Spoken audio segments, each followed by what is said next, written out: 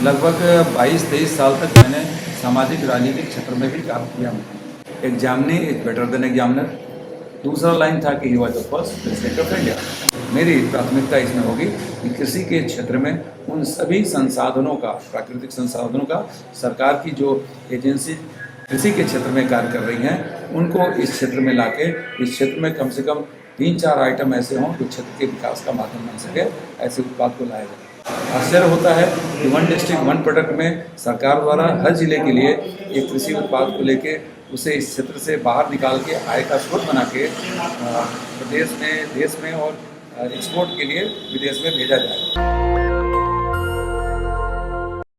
किसी राजनीतिक दल के समर्थन के ना होने के बावजूद भी जो जन समर्थन है वो कहानी बहुत कुछ बयां करता है।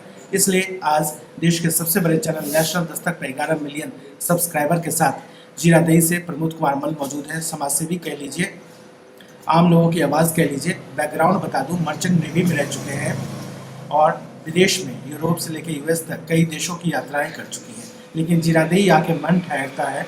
जीरादेई इनका जन्म हुआ, इसी इलाके में पले बढ़े और बिहार में 12वीं तक की शिक्षा भी ग्रहण किया। ठेठ बिहारी भी हैं, ठेठ बिहारी अंदाज में जीरादेई में आम जनता के बीच भी है। लगभग 22-23 साल तक मैंने सामाजिक राजनीतिक क्षेत्र में भी काम किया। मैं एक व्यापारी नेता के रूप में भी था, लेकिन पिछले 3 वर्षों से जीरादेई के विधानसभा क्षेत्र में मैं जनता के बीच में काम कर रहा हूँ। कुछ चीज़ है जो यहाँ पे हमें लाने की मजबूर करी। एक तो मेरी जन्मभूमि, दूसरा इस जन्मभूमि में एक अपार संभावनाएं इस क्षेत्र में है जिनका तो प्राकृतिक संसाधन यहाँ पे उपलब्ध हैं, तो मानव निर्मित संसाधन कहीं यहाँ पे पहुँच नहीं पा रहे हैं। इन दोनों को कैसे हम जोड़ के इस क्षेत्र को आगे बढ़ा सकें, इसी पे मैं कार्य कर रहा हूँ। चुनावी शोर में प्रमोद कुमार मल की भी आवाज़ जीरादेई में सुनाई दे रहा है। शोर गुंजायमान है, लोग भी हैं, काफिला भी है, जनसैलाब भी है।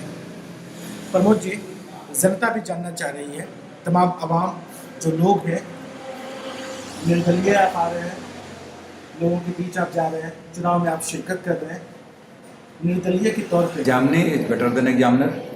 दूसरा लाइन था कि he was the first president of India.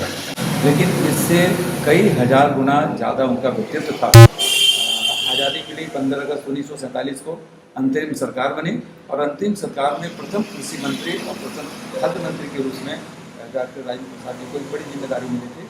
उन्होंने बहुत बड़ा काम आयोजन उस समय अपनी सरकार में किया था। उनके नाम पे हम सौभाग्यशाली हैं कि डॉक्टर राजेंद्र प्रसाद जी के नाम पे केंद्रीय कृषि विश्वविद्यालय भी।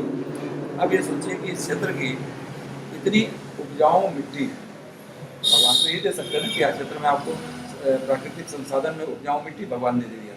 और राजेंद्र बाबू के नाम पे केंद्रीय कृषि विश्वविद्यालय। राजेंद्र बाबू देश के प्रथम कृषि और खाद्य मंत्री।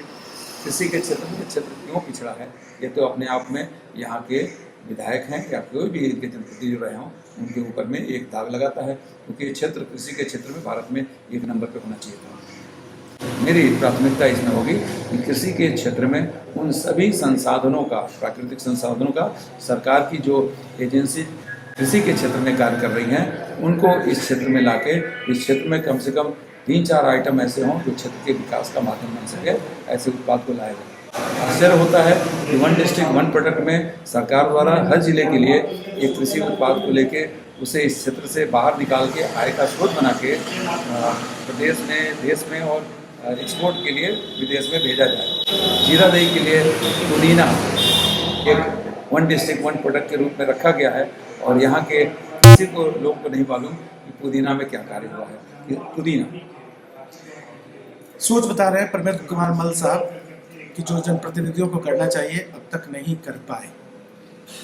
एक पत्रकार का दायित्व भी बनता है, सवाल भी बहुत हो, जनता के बीच के हों, दिल में हो, जेहन में जो सवाल हो वो जनता के सामने भी रखे, इनके सामने भी रखे। तकरीबन 55, 56, 57, 58 साल का वक्त गुजर गया प्रमोद कुमार मल साहब का। देश विदेश में कई प्रतिष्ठान में मर्चेंट नेवी के तौर पर कई देशों की यात्राएं भी किया। अब जाके जीरादेई की याद आई है और जीरादेई में है। एक पत्रकार के दायित्व के नाते हम ये पूछ रहे हैं, आज जीरादेई से सवाल भी कर रहे हैं और ये निर्दलीय तौर पर लड़ भी रहे हैं।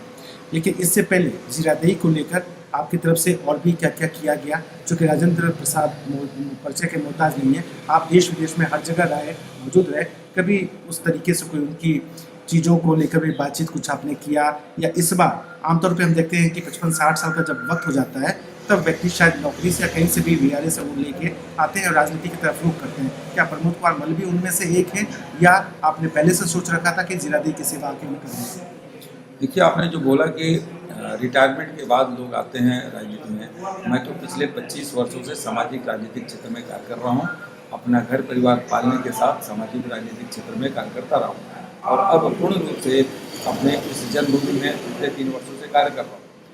प्रश्न यह है कि क्षेत्र में अगर विकास के संभावनाएं असीम हैं और हमारे इष्ट देव भगवान ने इस क्षेत्र को प्राकृतिक रूप से अच्छा बनाया है, तो ऐसा कौन सा कारण है जो इसको पीछे ढकेल रहा है? उन चीज़ों को चिन्हित करने का आपको जान के आश्चर्य होगा कि 1-2 आइटम के बारे में बताऊंगा, उससे आपको खुद समझ में आ जाएगा कि इस क्षेत्र में जनप्रतिनिधि या विधायक या जो भी जिम्मेदार हैं वो क्यों इसको पीछे ढकेल रहा है, क्योंकि उनकी निष्क्रियता है, इसमें उसकी अकर्मण्यता है।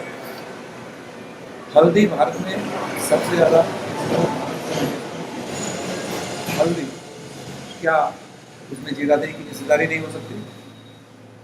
बांस, जो अगरबत्ती में तीली लगती है बांस, वो लगभग 7,500 करोड़ का मार्केट है, जिसमें लगभग 80% बाहर से आयात होता है। मैंगो रिसर्च इंस्टीट्यूट की स्थापना यहाँ से 8 वर्ष पूर्व एक पिपरा कोठी में हुई, ताकि किसानों को उन्नत किस्म के बांस उगाने के लिए सहयोग दी जाएगी। बड़ी बिल्डिंग बनी है, बहुत सारे साइंटिस्ट हैं जिनको पहचान मिल रही है, लेकिन उन लोगों को इस क्षेत्र में लाके किसानों के लिए कार्य कराने का किसी के पास न समय है न योजना है।